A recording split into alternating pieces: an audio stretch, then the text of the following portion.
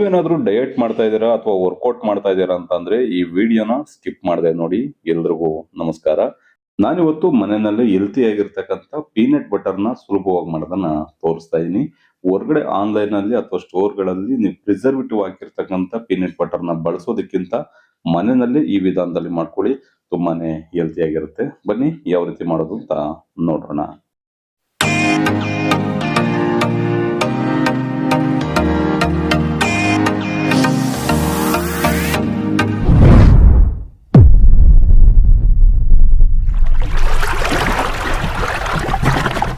ನಾನಿವತ್ತು ಪೀನಟ್ ಬಟರ್ನ ಮಾಡಲಿಕ್ಕೆ 1 kg ಅಷ್ಟು ಕಡಲೆಕಾಯಿ ಬೀಜನ ತಗೊಂಡಿದ್ದೀನಿ. ನೀವು ಹೊರಗಡೆಯಿಂದ ಪೀನಟ್ ಬಟರ್ನ ತರಿಸೋದಾದ್ರೆ ತುಂಬಾನೇ ಕಾಸ್ಟ್ಲಿ ಇರುತ್ತೆ. ಹಾಗೆ ಅದರಲ್ಲಿ ಏನೇನು ಇಂಗ್ರೀಡಿಯೆಂಟ್ಸ್ ಹಾಕಿರ್ತಾರೆ, ಏನೇನು ಪ್ರಿಸರ್ವೇಟಿವ್ ಹಾಕಿರ್ತಾರೆ ಅಂತ ಗೊತ್ತಿರಲ್ಲ. ಹಾಗಾಗಿ ಮನೆಯಲ್ಲೇ ಹೆಲ್ತಿಯಾಗಿ ತುಂಬಾನೇ ಈಸಿಯಾಗಿ ಈ ಪೀನಟ್ ಬಟರ್ನ ಮಾಡ್ಕೋಬಹುದು. ಈ ಪೀನಟ್ ಬಟರ್ನ ಮಾಡಲಿಕ್ಕೆ ನಾನಿಲ್ಲಿ 1 kg ಅಷ್ಟು ಕಡಲೆಕಾಯಿ ಬೀಜನ ತಗೊಂಡಿದ್ದೀನಿ. ಮೊದಲಿಗೆ ಈ ಕಡಲೆಕಾಯಿ ಬೀಜನ ಲೋ ಫ್ಲೇಮ್ ನಲ್ಲಿ ಇಟ್ಕೊಂಡು, ಎಳೆ ಕವನಲ್ಲಿ ಇಟ್ಕೊಂಡು ಒಂದು 8 ರಿಂದ 10 ನಿಮಿಷ ಗರ್ಗರಿ ಆಗೋವರೆಗೂ ಫ್ರೈ ಮಾಡ್ಕೊಳ್ಳೋಣ. ಕಡಲೆಕಾಯಿ ಬೀಜನ ಫ್ರೈ ಮಾಡ್ಕೊಳ್ಳಿಕ್ಕೆ ಒಂದು ಫ್ರೈ ಪ್ಯಾನ್ ತಗೊಂಡಿದ್ದೀನಿ. ಇವಾಗ ಇದಕ್ಕೆ ಕಡಲೆಕಾಯಿ ಬೀಜನ ಸೇರಿಸ್ಕೊಳ್ಳೋಣ. ಈ ಕಡಲೆಕಾಯಿ ಬೀಜನ ಫ್ರೈ ಮಾಡ್ಕೋಬೇಕಾದ್ರೆ ಸ್ಟವ್ನ ಕಂಪ್ಲೀಟ್ ಆಗಿ ಲೋ ಫ್ಲೇಮ್ ನಲ್ಲಿ ಇಟ್ಕೊಂಡು ಒಂದು 8 ರಿಂದ 10 ನಿಮಿಷ ಫ್ರೈ ಮಾಡ್ಕೋಬೇಕು. ನಾವು ಜಾಸ್ತಿ ಉರಿ ಕೊಟ್ಟು ಫ್ರೈ ಮಾಡ್ಕೊಂಡ್ಬಿಟ್ವಿ ಅಂತಂದ್ರೆ ಮೇಲ್ಗಡೆ ಭಾಗ ಅಷ್ಟೇ ಫ್ರೈ ಆಗಿರುತ್ತೆ, ಒಳಗಡೆ ಎಲ್ಲ ನಿಮಗೆ ಹಸಿ ಹಸಿ ಉಳ್ಕೊಂಡ್ಬಿಡುತ್ತೆ.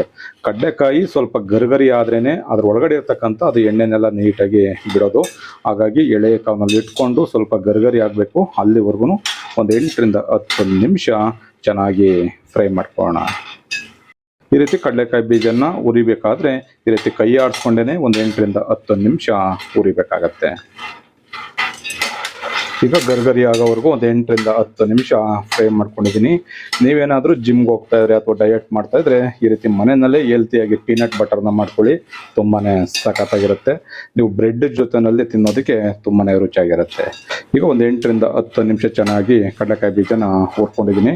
ಇದು ಕಂಪ್ಲೀಟ್ ಆಗಿ ತಣ್ಣಗಾದ್ಮೇಲೆ ಇದರ ಸಿಪ್ಪೆನ ತೆಗೆದು ಇದಕ್ಕೆ ಒಂದು 3 ಇಂಗ್ರೀಡಿಯೆಂಟ್ಸ್ನ ಜೊತೆನಲ್ಲಿ ಸೇರಿಸ್ಕೊಂಡು ಹುರ್ಕೋಬೇಕಾಗತ್ತೆ. ಈಗ ರುಬ್ಬೋದಕ್ಕೆ ಒಂದು ಮಿಕ್ಸಿ ಜಾರ್ನ ತಗೊಂಡಿದ್ದೀನಿ. ಇದಕ್ಕೆ ಸ್ವಲ್ಪನ ಸೇರಿಸ್ಕೊಂಡು ರುಬ್ಕೊಳ್ಳೋಣ. ನಾನು 2 ಬಾರಿ ರುಬ್ಕೊಳ್ತೀನಿ, ಹಾಗಾಗಿ ಒಂದು ಅರ್ಧದಷ್ಟು ಇವಾಗ ಸೇರಿಸ್ಕೊಳ್ತಾ ಇದ್ದೀನಿ. ಈ ರೀತಿ ಕಡಲೆಕಾಯಿ ಬೀಜನ ರುಬ್ಬೋದಕ್ಕೆ ಈ ರೀತಿ ಚಿಕ್ಕ ಜಾರ್ನ ತಗೊಂಡು ರುಬ್ಕೋಬೇಕಾಗುತ್ತೆ. ದೊಡ್ಡ ಜಾರ್ನ ತಗೊಂಡ್ರೆ ಬೇಗನೆ ನಿಮ್ಗೆ ಸವಿಯೋದಿಲ್ಲ. ಹಾಗಾಗಿ ಸಣ್ಣ ಜಾರ್ನಲ್ಲಿ ರುಬ್ಕೊಂಡ್ರೆ ತುಂಬಾನೇ ಸಾಫ್ಟ್ ಆಗಿ ಕ್ರೀಮಿಯಾಗಿ ಪೀನಟ್ ಬಟರ್ ರೆಡಿ ಆಗತ್ತೆ.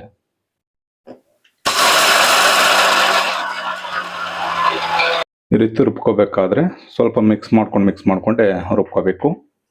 ಇದನ್ನ ಒಂದೇ ಸಲ ರುಬ್ಬೋದಕ್ಕೆ ಹೋದ್ರೆ ನಿಮಗೆ ಕ್ರೀಮಿ ಸ್ಟ್ರಕ್ಚರ್ ಬರೋದಿಲ್ಲ. ಹಾಗಾಗಿ ಮಧ್ಯೆ ಒಂದು ಬಾರಿ ಆಫ್ ಮಾಡ್ಕೊಂಡು ಈ ರೀತಿ ಮಿಕ್ಸ್ ಮಾಡ್ಕೊಂಡು ರುಬ್ಕೋಬೇಕಾಗತ್ತೆ.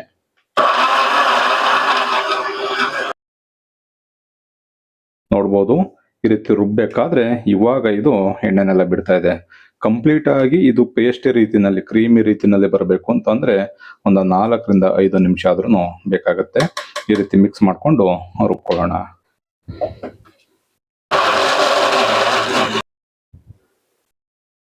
ನೋಡ್ಬೋದು, ಇವಾಗ ಸ್ವಲ್ಪ ಎಣ್ಣೆನ ಬಿಡ್ತಾ ಇದೆ.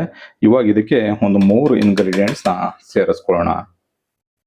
ಈ 3 ಇಂಗ್ರೀಡಿಯೆಂಟ್ಸ್ ನ ಸೇರಿಸಿ ಬೇಕಿದ್ರು ಮಾಡ್ಕೋಬಹುದು ಅಥವಾ ಪ್ಲೇನ್ ಆಗಿ ಬೇಕಿದ್ರು ಮಾಡ್ಕೋಬಹುದು. ಸ್ವಲ್ಪ ರುಚಿ ಬರೋದಕ್ಕೋಸ್ಕರ ಒಂದು 1/4 ಟೀ ಸ್ಪೂನ್ ಅಷ್ಟು ಉಪ್ಪನ್ನ ಸೇರಿಸ್ಕೊಳ್ಳೋಣ. ಪೀನಟ್ ಬಟರು ತುಂಬಾ ಕ್ರೀಮಿಯಾಗಿ ಸಾಫ್ಟ್ ಆಗಿ ಬರಬೇಕು ಅಂತಂದ್ರೆ ಈ ರೀತಿ ಕಡಲೆಕಾಯಿ ಎಣ್ಣೆ ಅಥವಾ ಕೊಬ್ಬರಿ ಎಣ್ಣೆನ ಸೇರಿಸ್ಕೋಬೇಕಾಗುತ್ತೆ. ನಾನಿಲ್ಲಿ 1 ಟೇಬಲ್ ಸ್ಪೂನ್ ಅಷ್ಟು ಗಾಣದಲ್ಲಿ ರುಬ್ಬಿರ್ತಕ್ಕಂಥ ಕೊಬ್ಬರಿ ಎಣ್ಣೆನ ಸೇರಿಸ್ಕೊಳ್ತಾ ಇದ್ದೀನಿ. 1 ಟೇಬಲ್ ಸ್ಪೂನ್ ಅಷ್ಟು ಜೇನುತುಪ್ಪನ ಸೇರಿಸ್ಕೊಳ್ತಾ ಇದ್ದೀನಿ.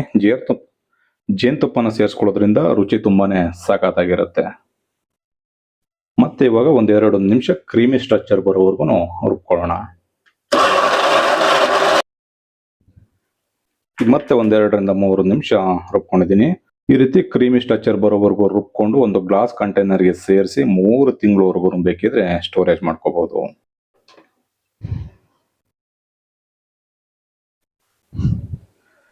ಈ ರೀತಿ ಗ್ಲಾಸ್ ಕಂಟೈನರ್ಗೆ ಸೇರಿಸ್ಕೊಂಡಾದ ನಂತರ ಈಗ ಮಿಕ್ಕಿರ್ತಕ್ಕಂಥ ಕಡಲೆಕಾಯಿ ಬೀಜನೂ ಕೂಡ ರುಬ್ಕೊಂಡು ಇದಕ್ಕೆ ಸೇರಿಸ್ಕೊಳ್ಳೋಣ. ನೋಡಿದ್ರಲ್ಲ ಸ್ನೇಹಿತರೆ, ತುಂಬಾನೇ ಸುಲಭವಾಗಿ ಹೆಲ್ತಿ ಆಗಿರತಕ್ಕಂಥ ಪೀನಟ್ ಬಟರ್ನ ಮನೆಯಲ್ಲೇ ಮಾಡೋದನ್ನ ತೋರಿಸಿದ್ದೀನಿ. ಈ ವಿಡಿಯೋ ನಿಮಗೆ ಯೂಸ್ಫುಲ್ ಆಗಿದೆ ಅಂತ ಅಂದ್ಕೊಳ್ತೀನಿ. ಯೂಸ್ಫುಲ್ ಆಗಿದ್ರೆ ನಿಮ್ಮ ಫ್ರೆಂಡ್ಸ್ ಅಂಡ್ ಫ್ಯಾಮಿಲಿಗೆ ಶೇರ್ ಮಾಡಿ. ನೀವೇನಾದ್ರೂ ಹೊಸದಾಗಿ ನಮ್ಮ ಚಾನಲ್ನ ನೋಡ್ತಾ ಇದ್ದು ಸಬ್ಸ್ಕ್ರೈಬ್ ಮಾಡ್ಕೊಂಡಿಲ್ಲ ಅಂತಂದ್ರೆ ಸಬ್ಸ್ಕ್ರೈಬ್ ಮಾಡ್ಕೊಳ್ಳಿ. ಫೇಸ್ಬುಕ್ ಅಲ್ಲಿ ನೋಡ್ತಾ ಇರ್ತಕ್ಕಂಥವ್ರು ನಮ್ಮ ಸವಿ ರುಚಿ ರೆಸಿಪಿ ಫೇಸ್ಬುಕ್ ಪೇಜ್ ಇದೆ, ಅದನ್ನು ಕೂಡ ಫಾಲೋ ಮಾಡಿ. ಮರೆದೇನೆ ನೀವು ಕೂಡ ಒಂದು ಸಲ ಟ್ರೈ ಮಾಡಿ ಹೇಗಿತ್ತು ಅಂತ ಕಮೆಂಟ್ ಮಾಡಿ. Thank you.